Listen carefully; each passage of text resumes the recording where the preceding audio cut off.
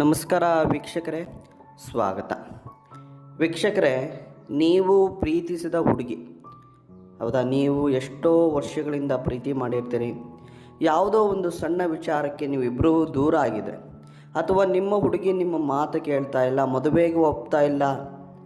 ಎಷ್ಟು ವರ್ಷ ಪ್ರೀತಿ ಮಾಡಿ ಇವಾಗ ಗುರುಗಳೇ ಮದುವೆಗೆ ಒಪ್ತಾ ಇಲ್ಲ, ಅವರು ಮನೆಯಲ್ಲಿ ತೋರಿಸಿದ ಹುಡುಗನ್ನೇ ಮದುವೆ ಆಗ್ತಾ ಇದ್ದಾಳೆ ಅಂತ ಏನಾದರೂ ತಲೆ ಕೆಡಿಸ್ಕೊಂಡಿದ್ರೆ, ಇವತ್ತು ನಾನು ಹೇಳುವಂಥ ಈ ಒಂದು ತಂತ್ರ ಮಾಡಿ ವೀಕ್ಷಕರೇ, ನೀವು ಎಲ್ಲೇ ಇದ್ರೂ ನಿಮ್ಮ ಹುಡುಗಿ ಕ್ಷಣಾರ್ಧದಲ್ಲಿ ವಶೀಕರಣ ಆಗ್ತಾಳೆ. ವೀಕ್ಷಕರೇ, ನೀವು ಹೇಳಿದ ರೀತಿಯಲ್ಲೇ ಕೇಳ್ತಾಳೆ. ನೀವು ಹೋಗಂದರೆ ಹೋಗಬೇಕು, ಬಾ ಅಂದರೆ ಬರಬೇಕು, ನಿಮ್ಮನ್ನು ಬಿಟ್ಟರೆ ಯಾರನ್ನೂ ಮದುವೆ ಆಗಬಾರ್ದು. ಆ ರೀತಿಯಾಗಿ ಬಲಿಷ್ಠವಾಗಿ ಅವಳ ಮೇಲೆ ಈ ವಶೀಕರಣದ ಪ್ರಯೋಗ ಆಗುತ್ತೆ. ಯಾವ ರೀತಿ ಮಾಡಬೇಕು? ಅಥವಾ ನಿಮ್ಮ ಮನೆಯಲ್ಲಿ ಏನಾದರೂ ಕಿರಿಕಿರಿ ಅಥವಾ ನಿಮ್ಮಿಂದ ಯಾರಾದರೂ ದೂರ ಆಗಿದ್ದರೆ ವೀಕ್ಷಕರೇ, ನೀವು ಸುಲಭವಾಗಿ ಅವ್ರನ್ನ ವಶೀಕರಣವನ್ನು ಮಾಡ್ಕೋಬೋದು.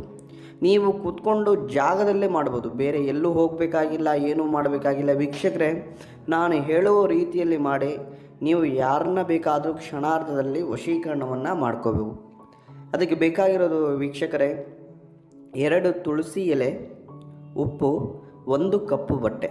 ವೀಕ್ಷಕರೇ, 1 ತುಳಸಿ ಎಲೆ ಮೇಲೆ ನಿಮ್ಮ ಹೆಸರನ್ನು ಬರಿಬೇಕು, ಇನ್ನೊಂದು ತುಳಸಿ ಎಲೆ ಮೇಲೆ ಯಾರನ್ನ ನೀವು ವಶೀಕರಣವನ್ನು ಮಾಡ್ಕೋಬೇಕು ಅವರ ಹೆಸರನ್ನು ಬರಿಬೇಕು. ಅದಾದ ನಂತರ ವೀಕ್ಷಕರೇ, 2 ತುಳಸಿ ಎಲೆಯನ್ನು ಉಪ್ಪಲ್ಲಿ ಹಾಕಿ ಸಂಪೂರ್ಣವಾಗಿ ಆ ಒಂದು ಕಪ್ಪು ಬಟ್ಟೆಯಲ್ಲಿ ಕಟ್ಟಿಬಿಟ್ಟು ವೀಕ್ಷಕರೇ, ರಾತ್ರಿ ನೀವು ಮಲಗ್ತಿರಲ್ಲ, ದಿಂಬು ಕೆಳಗಡೆ ಇಡಬೇಕು. ಆ ದಿಂಬು ಕೆಳಗಡೆ ಇಡುವ ಮುಂಚೆ ಒಂದು ಮಂತ್ರವನ್ನು ವೀಕ್ಷಕರೇ ಕಣ್ಣು ಮುಚ್ಚಿ ಜಪನೆ ಮಾಡಬೇಕು. ಆ ಮಂತ್ರ ಏನಂದರೆ, ಓಂ ಕಾಮದೇವಾಯ ವಶಂ ವಶಂ ಸ್ವಾಹ.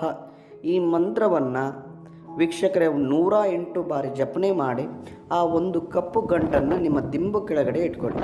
ಅದಾದ ನಂತರ ವೀಕ್ಷಕರೇ, ನಿಮ್ಮ ಹುಡುಗಿ ಮನೆ ಇರುವಂಥ ಯಾವುದಾದ್ರೂ ಮರಕ್ಕೆ ನೇರವಾಗಿ ಕಟ್ಟಬೇಕು. ನಿಮ್ಮ ಹುಡುಗಿ ಮನೆಗೆ ಅಥವಾ ಅವರು ಇರುವಂಥ ದಿಕ್ಕಿಗೆ ನೇರವಾಗಿ ಕಟ್ಟಿ ವೀಕ್ಷಕರೇ, ಕಟ್ಟು ನೋಡಿ ಕೆಲವೇ ನಿಮಿಷಗಳಲ್ಲಿ, ನಾನು ಹೇಳೋದು ಬೇಡ, ಕ್ಷಣಾರ್ಧದಲ್ಲೇ ಅವರು ವಶೀಕರಣ ಆಗ್ತಾರೆ.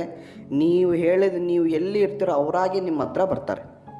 ಇದೊಂದು ಗ್ಯಾರಂಟಿ ಮಾಡಿ ನೋಡಿ, ನಿಮಗೆ ಗೊತ್ತಾಗುತ್ತೆ ಅಂತ ಹೇಳ್ತಾ ನಮಸ್ಕಾರ, ಧನ್ಯವಾದಗಳು.